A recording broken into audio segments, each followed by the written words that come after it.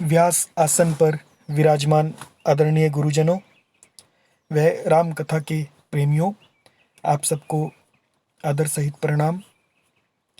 हम बालकांड सीख रहे हैं, पढ़ रहे हैं, समझने का प्रयास कर रहे हैं। इस कड़ी में हमने कल वंदना की थी, उसका अंतिम जो दोहा था वो एक बार फिर से देख लें, ये बड़ा विशेष है। होई ही राम चरण अनुरागी, कलिमल रहित सुमंगल भागी। कि जो इस कथा को सुनेगा, पढ़ेगा, समझेगा, होई ही राम चरण अनुरागी, वो राम जी के चरणों का अनुरागी हो जाएगा, उसे राम जी के चरणों में प्रेम हो जाएगा। और कलिमल रहित सुमंगल भागी, जो कि कलिमल से रहित हैं और सुमंगल का भाग्य उसे प्राप्त होगा। और ये वरदान शंकर जी से और पार्वती जी से तुलसीदास जी ने लिया है। सपने सांचो मोहि पर, अगर सपने में भी मुझ पर शिव जी और पार्वती जी की सचमुच प्रसन्नता हो, जो हर गौरी पसाऊ तो फुर हो जो कहूँ, तो वो सब सत्य हो जाए, सब भाषा भनिति प्रभाव। मेरी कविता का जो प्रभाव मैंने कहा है वो सत्य हो जाए। वास्तव में इस श्री रामचरितमानस की रचना शिव और पार्वती ही कर रहे हैं और उनका ही इसमें आशीर्वाद है कि ये उससे लाभ होंगे। आज हम श्री अयोध्या जी में प्रवेश करेंगे। श्री सीताराम धाम परिकर वंदना। सीताराम धाम अयोध्या जी का नाम है, जहाँ पर सीताराम जी हैं।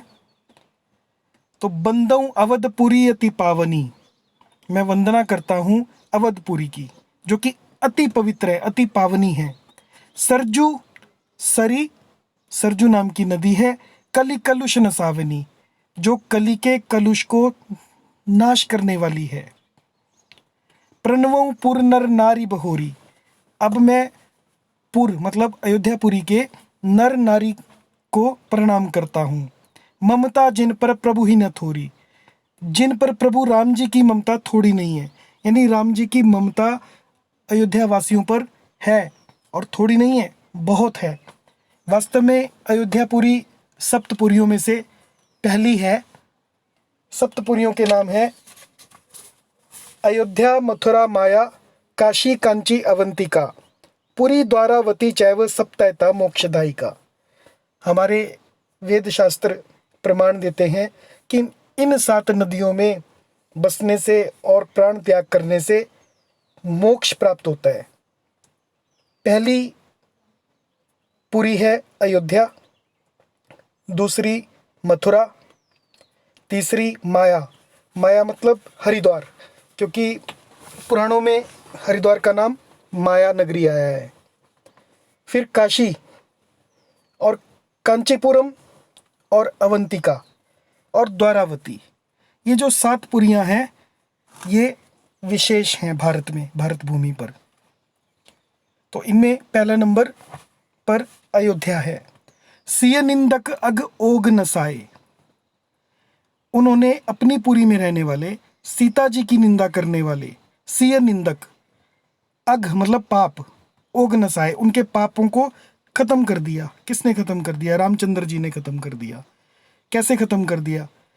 जब धोबी ने और उसके समर्थकों ने सीता जी पर आरोप लगाया, उनकी निंदा की, जब उन्होंने निंदा की तो वो निंदा करने के दोष से दूषित हो गए।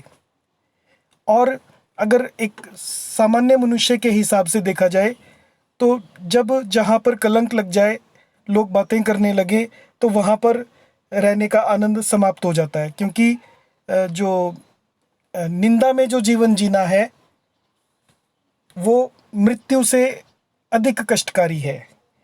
इसलिए सीता जी ने धोबी और उसके समर्थकों का पाप धोने के लिए वाल्मीकि जी के आश्रम में जाकर तपस्या की। वास्तव में जीवन में उन्हीं की गाथा गाई जाती है जिन्होंने जीवन में सहन शक्ति दिखाई है, क्योंकि विपरीत परिस्थितियां तो सभी को आएंगी, लेकिन जिन्होंने उन परिस्थितियों में रुदन नहीं किया बल्कि उनको स्वीकार किया और वीरता से उसका सामना किया, उन्हीं लोगों की गाथा इतिहास में गाई जाती है।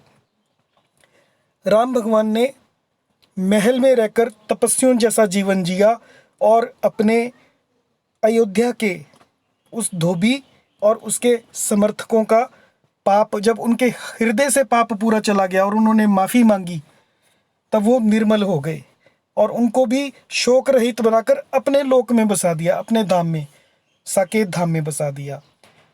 से निंदक अग ओग नसाए, उनके अग और ओग नाश कर दिए। लोक बिशोक बनाई बसाए, और उनको बिशोक बनाकर, शोक रहित करके बनाई बसाए, अपने लोक में बसा दिया। बंदों कौशल्या दिशि प्राची, अब मैं कौशल्या माता की वंदना करता हूँ, अयोध्या में कौशल्या माता की वंदना करता हूँ, जो कि पूर्व दिशा की रूपी हैं, जिनसे श्री रामचंद्र रूपी सूर्य उदय हुआ। कीर्ति जासु सकल जग माची, पूरे जग में जिनकी कीर्ति है कि वो श्री रामचंद्र जी की माता हैं। प्रगटेव जहाँ रघुपति शशि चारु, कौशल्या की माता की वंदना की। प्रगटेव जहाँ, जहाँ कौशल्या रूपी पूर्व दिशा से विश्व को सुख देने वाले और दुष्ट रूपी कमलों के लिए पाले के समान श्री रामचंद्र रूपी सुंदर चंद्रमा प्रकट हुए। चंद्रमा प्रकट हुए। रघुपति शशि, शशि मतलब चंद्रमा, सुंदर चंद्रमा प्रकट हुए। विश्व सुखद खल कमल तुषारु, वो ऐसे कमलों के लिए जो कि खल हैं, दुष्ट कमल हैं। भगवान के लिए भी कमल की उपमा दी और यहाँ पर खल के लिए भी कमल की उपमा दी जा रही है कि दुष्ट रूपी कमलों के लिए तुषारु मतलब पाले का काम करते हैं, पाला पड़ता है तो वो कमल नष्ट हो जाते हैं।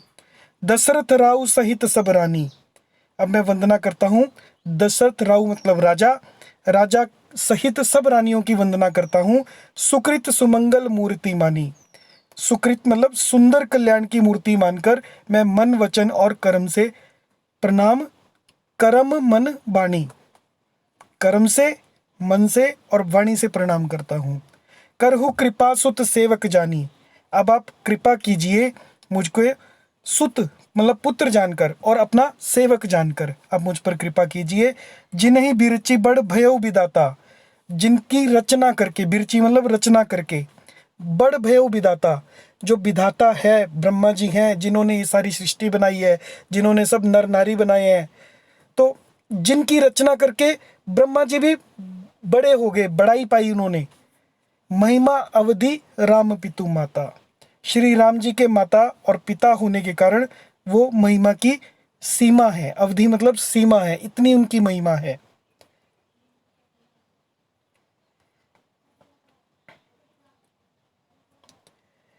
सोठा, बंदऊ अवध भुहाल, सत्य प्रेम जही राम पद।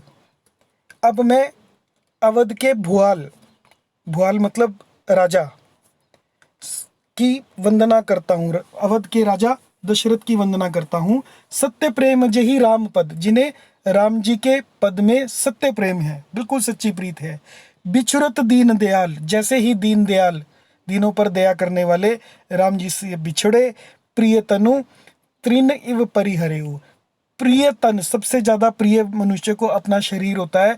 तृण इव, तृण के समान, घास के समान, परिहरेउ त्याग दिया उन्होंने।